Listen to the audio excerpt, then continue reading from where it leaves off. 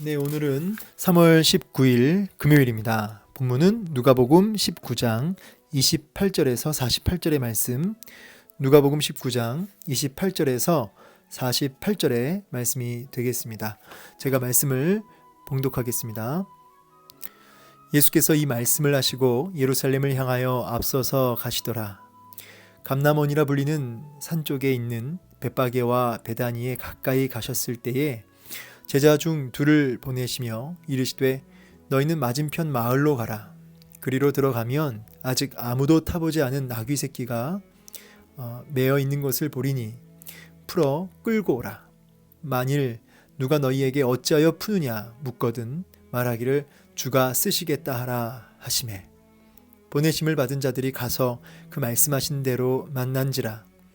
나귀 새끼를 풀 때에 그 임자들이 이르되 어찌하여 나귀 새끼를 푸느냐 대답하되 주께서 쓰시겠다 하고 그것을 예수께로 끌고 와서 자기들의 겉옷을 나귀 새끼 위에 걸쳐놓고 예수를 태우니 가실 때에 그들이 자기의 겉옷을 길에 펴더라.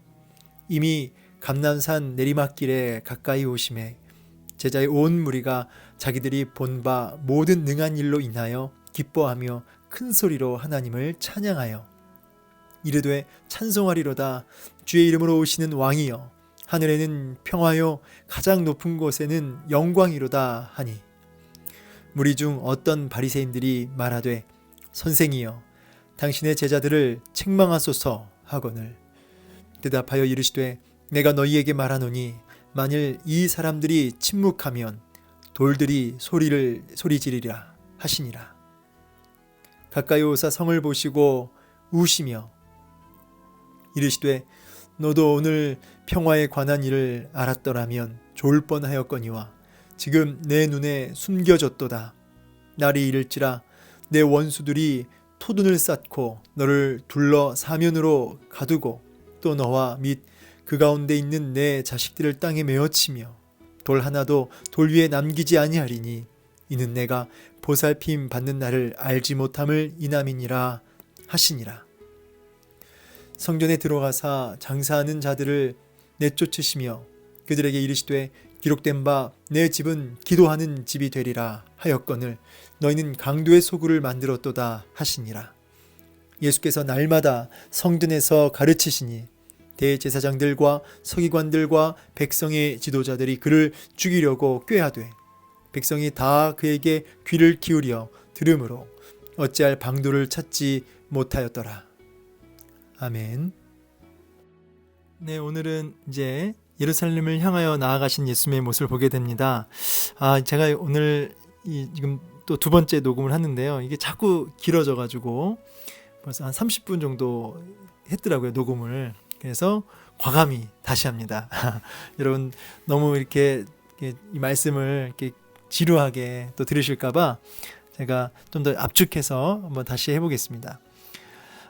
예수님께서 이제 예루살렘으로 가셨는데 앞서 가시더라. 이게 참 중요하다고 꼭 말씀드리고 싶어요. 왜냐하면 사실은 이 주님이 가신 길은 고난의 길이고 그 죽음의 길이죠. 그런데 앞서서 가셨다라는 이 표현 앞에 우리는 따라간다는 의미가 있거든요.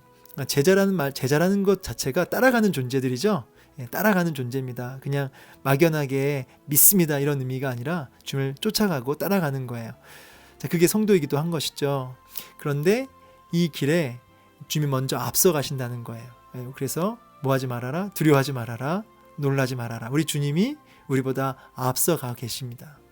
미리 앞서가 계시기 때문에 그 고난의 길이 두렵고 보이지 않아도 막막해도 든든하다는 거예요. 그 신실하신 주님이 우리보다 앞서 가시니까요. 자, 이 부분을 우리 같이 좀 묵상하면서 마음의 평강을 좀 느꼈으면 좋겠고요. 이제 주님이 입성하기 전에 이제 제자들을 이제 보냅니다. 제자들을 둘을 보내면서 나귀 새끼를 이제 가지고 오라고 하죠.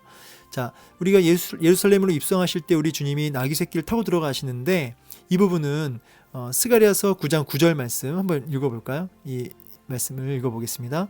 시온에 따라 크게 기뻐할지어다. 예루살렘에 따라 즐거이 부를지어다.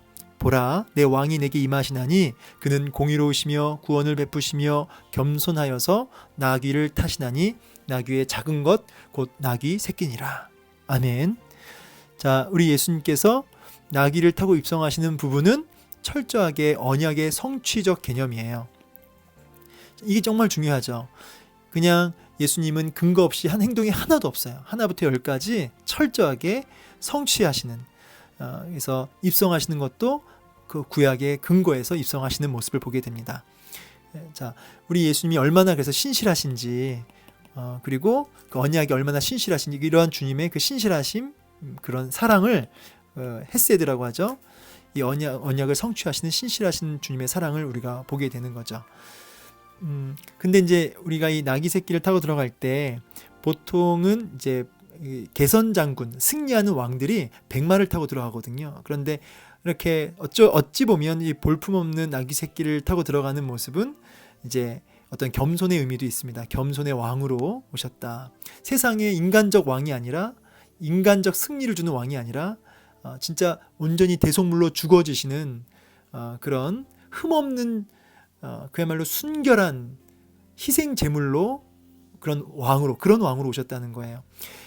여러분, 예수님은 대제사장으로서도 오셨지만, 참 대제사장, 하나님과 우리 사이를 중보하시는 대제사장으로도 오셨지만 동시에 흠없고 순결한 희생 제물로 오신 거예요. 그래서 예수님이 그렇게 본인을 희생 제물로 아버지께 드리는, 그래서 우리를 위해서 대속 제물로 죽어주시는 이 부분이죠. 그래서 나귀를 타고 입성하셨다라는 그 메시지가 이 안에 다 담겨 있다고도 볼 수 있습니다. 그런데 뭐 한 가지만 좀 얘기하자면, 이 나귀를 타고 입성하시는데 사람들이 이제 막 환호하거든요. 막 양쪽에 서서 찬송하리로다, 주의 이름으로 오시는 왕이요, 하늘에는 평화요, 가장 높은 곳에서는 영광이다 막 하면서 찬송을 해요. 이 찬송하는 모습을 또 자세히 마가복음 11장 10절을 보면은 이렇게 얘기하거든요. 찬송하리로다, 오는 우리 조상 다윗의 나라여, 가장 높은 곳에서 호산나 하더라, 막 이렇게 찬양을 해요. 이 호산나, 우리 많이들 아는 말씀이고 아는 단어잖아요.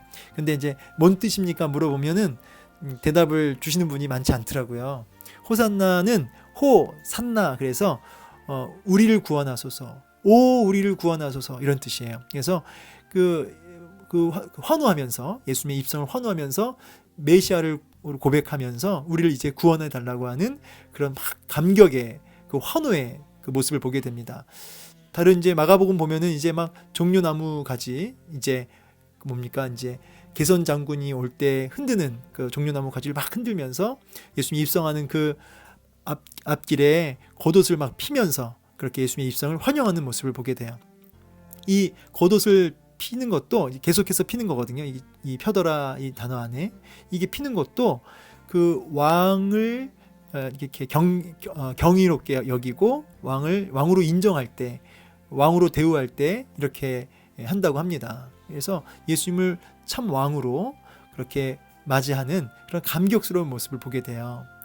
자, 근데 제가 문득 어떤 말씀이 생각났냐면, 어떤 목사님께서 했던 말씀이 생각나더라고요. 제가 그 목사 안수식에 갔는데 그때 연로하신 그 목사님께서 뭐라고 하시냐면, 여기다가 이렇게 그림을 좀 대충 막 좀 그려봤는데, 아이고 죄송합니다. 네. 보면 이렇게 이 길목이 있으면 사람들이 여기 막 이렇게 있었을 거 아니에요. 자, 이렇게 막 있으면 예수님께서 이제 나귀 새끼를 타고 이렇게 입성하시잖아요. 그런데 사람들이 막 옷을 깔고 막 종려나무 가지를 흔들며 호산나 막 찬송하리로다 막 이렇게 환영하는데, 이 나귀 새끼가 자기를 향해서 환호하고 박수치고 기뻐하는 줄로 착각하면 이게 완전히 코미디다 이 말이에요. 사실은 사람들이 환호하는 건 누구 때문에 환호하고 있죠? 이 예수님 때문에 환호하고 있는 거죠. 기뻐하고 있는 거죠. 그런데 나귀 새끼가 자기한테 그런 줄 알고 막 이렇게 우쭐대고 막 이렇게 기뻐하고 이렇게 뭐 하면은 그건 진짜 너무 추하다 이 말이에요. 추하다. 그러면서 우리 목사들을 향해서, 이제 그 신입 이제 안수받는 목사님들 향해서 우리가 바로 이 나귀입니다라고 하시더라고요. 그래서 우리는 예수님을 등에 모시고 그 예수님을 자랑하고 그 예수님을 드러내고 그 예수님을 이렇게 온전히 세우는, 드러내는 그런, 우리는 예수님을 업고 가는 낙입니다. 사람들이 이 길목에서 박수치고 기뻐하고 환영할 때 착각하지 말라고. 그거 우리들 보고 하는 거 아니라고. 우리가 모시고 가는 그 예수님 때문에 하는 거라고. 그 나귀들이 자기들한테 한 줄 알고 그냥 우쭐대고 부이부이하고 하면 그거 진짜 웃기고 코미디고 민망스러운 일이라고, 정신 똑바로 차리라고 했던 그 메시지를 이제 기억을 했어요. 여러분, 그렇습니다.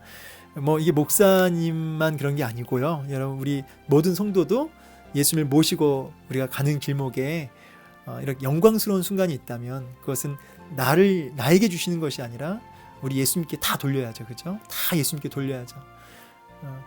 우쭐대면 안 된다 이 말이에요. 영광을 가로채면 안 된다 이 말이에요. 자, 이 메시지를 좀 같이 좀 우리가 마음에 새기면서 나귀 타고 입성하시는 참 희생제물로, 겸손의 왕으로, 그리고 언약의 성취자로, 신실하신, 언약의 신실하신 주님의 모습으로 이렇게 입성하시는 모습을 보게 됩니다. 자, 그런데 이제 나귀 새끼를 제자들 입장에서는 막막하죠. 그 주인이 함부로 가져가게 하겠습니까? 주인이 이게 뭐 하는 짓이냐고. 그런데 그것도 주님이 앞서 가셔서 이미 다 해놓으셨어요. 아까 뭐라고 하셨어요? 앞서 가시더라. 이미 앞서 가셔서 이미 다 해결해 놓으셨어요. 어떻게 해결해 놓은지 모르겠어요. 미리 결제를 하셨는지, 뭐 카드는 없었으니까 뭐 미리 결제를 했는지, 아니면은 사실 그 주인도 예수님의 그 팬이었든지 모르겠지만 이미 앞서서 다 해놓으셨습니다. 그래서 말을 집어넣어 주세요. 제자들한테 말을 집어넣어 주세요. 이렇게 하라고, 주가 쓰시겠다 하라. 그러니까 그냥 이렇게 줬나 봐요. 예, 그러니까 정말 모를 일이에요. 어떤 일이 일어났는지. 근데 중요한 건 뭐예요? 예수님의 주도적. 그러니까 여러분, 예수님이 십자가를 향해 걸어가는 길부터 십자가를 지시는 모든 일들은 그냥 끌려가신 게 아니고요. 그 죽음을 향해서 막 끌려가시는 게 아니고요. 비참하게. 예수님이 태어나면서부터 십자가로 죽는 그 순간까지 다 뭐예요? 예수님의 그 자처하여, 주도적으로 그 모든 것들을 이루어 가시는 것이죠. 그래서 예수님께서 모든 것을 이렇게 주도적으로 이끌어 가십니다. 자, 그런데 주가 쓰시겠다 하고, 그래서 이제 나귀 타고 입성하시는 건데, 이렇게 기뻐하는 이유를, 속내를, 그 기뻐하는, 예수님이 입성하실 때 그 막 기뻐하고 환호하는 사람들의 속내를 이렇게 들여다 보니까 모든 능한 일로 인하여 그렇게 했다는 거예요. 기뻐했다는 거예요. 그러니까 예수님이 진짜 어떤 왕으로 오시는지, 우리를 죄와 사망의 권세에서 건지러 오신, 이 땅에 죽으러 오신, 그리고 부활 승천하실 메시아로, 참 하나님으로 알고 이렇게 하는 게 아니라 자신들이 원하는 그런 메시아, 그런 어떤 정치적인 메시아, 그리고 이런 또 여러 가지 이적을 또 보이셨잖아요. 그 증거로. 그러니까 이제 그런 것들로 인해서 이제 기뻐했다 이 말이에요. 근데 그러니까 이게 참 아이러니한 거죠. 이 사람들이 사실 나중에 자신들이 원하는 메시아의 모습을 안 보이니까 예수님께 완전히 등을 돌리잖아요.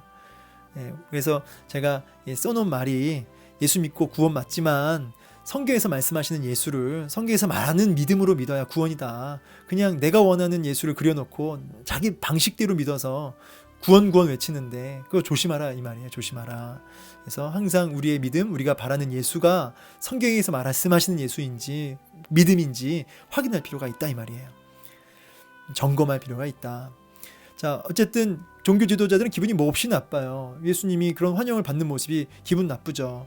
그래서 책 망하소서, 이 지금 메시아로 환영하는 이거 가만히 보고 있을 거냐고 예수님한테 지금 못하게 하라고 그랬더니 아니라는 거죠. 저 사람들 입을 막으면 돌들이라도 소리 지를 거라고. 예수님의 입성은 온 우주의 기쁨이고 온 창조물, 이 피조물의 기쁨이 된다는 것이죠. 자, 그리고 갑자기 우시는 거예요. 그렇게 막 환영받고 들어오셨는데 예수님 그 박수 소리에 막 이렇게 마음이 뺏기신 게 아니고요. 하나도 거기에 마음 없으시고요. 그냥 우시는 거예요. 예루살렘 성을 보면서. 왜 우실까요? 하나님의 임재 초소인 저 성전, 정말 하나님을 예배할 그 성전, 하나님의 백성들이라고 하는 저 성전 안에 이제 전혀 예수님을 전혀 알아보지 못하고 이제 그 혹독한 심판의 날이 코앞에 있는데 그것을 깨닫지 못하고 회개하지 않는 그 모습을 보면서 탄식하시는 주님의 이 그 애끓는 마음이 41절에 보인다 이 말이에요. 여러분, 이 모습, 이 탄식이 우리를 향한 주님의 탄식일 수 있다는 거죠. 여전히 회개하지 않고 돌이키지 않고 하나님 앞에 돌이키지 않고 여전히 변하지 않는 그 모습을 보며 탄식하시는, 우시는 주님의 이 눈물도 우리가 좀 느꼈으면 좋겠습니다. 자, 그러면서 오늘 평화에 관한 일을 알았더라면 좋을 뻔하였거니와, 이 말은 이 평화는 예수님을 가리켜요. 이 진짜 우리에게 평화 주셨잖아요. 예, 죄와 사망의 권세에서 건진받고 참된 자유를 주셨잖아요. 그래서 진짜 이 평화, 나의 이 복음, 나 예수를 통해서 주어지는 진짜 평화에 대해서 너희가 좀 알았으면 좋았다. 근데 너 눈에는 그게 가려졌구나. 이 땅의 욕심과 또 탐심과 잘못된 복음에 붙들려서 너한테 눈이 가려져 있구나. 이 날이 일 것이라는 거야. 이 심판 날이 일 것이다. 그러면서 원수들이 토둔으로 완전히 포위하고 가두고 막 그 자식들을 땅에 메어치는 아주 혹독한 이 심판. 실제로 AD 66년에서 70년 사이에 로마군이 완전히 함락하고 그 예루살렘 성을 디도 장군으로 인해서 완전히 그 예루살렘 성이 허물어지거든요. 이제 그런 1차적인 메시지가 있고, 심판, 예루살렘의 성전에 무너지는 1차적인 부분이 있고, 종말론적으로는, 온 우주론적으로는 이제 온 열방의 심판도 이 안에 담겨져 있는 것이죠. 네, 보살핌 받는 날을 알지 못함을 이남이니라. 이제 이 말씀은 이제 이 보살핌 받는 날, 이 말은 하나님이 너를 구원하러 오신 때를 가리켜요. 하나님이 너를 구원하러 오신 때, 바로 예수님이 오신 그 기회를 얘기합니다. 예수님이 오셨는데 그것을 알아보지 못하고 그 기회를, 예수님의 그 신방을, 하나님의 신방하심을 알아보지 못하고 대적하고 외면하고 예수님을 죽이잖아요. 그것에 대해서 이제 안타까워하시며 우시는 것이죠. 여러분, 예수님이 이제 부활하시고 승천하셨죠. 이제 다시 오실 그때까지 어쩌면 지금은 또 보살핌 받는 날이에요. 지금이, 그죠? 아직 기회가 있습니다. 이때 우리가 예수님을 알아보고 회개하고 돌이키면 우리가 이런 심판에서 벗어나는 거겠죠, 그죠? 그래서 우리가 이러한 그 보살핌 받는 날을 깨닫고 돌이킬 수 있는 은혜가 있기를 소망합니다.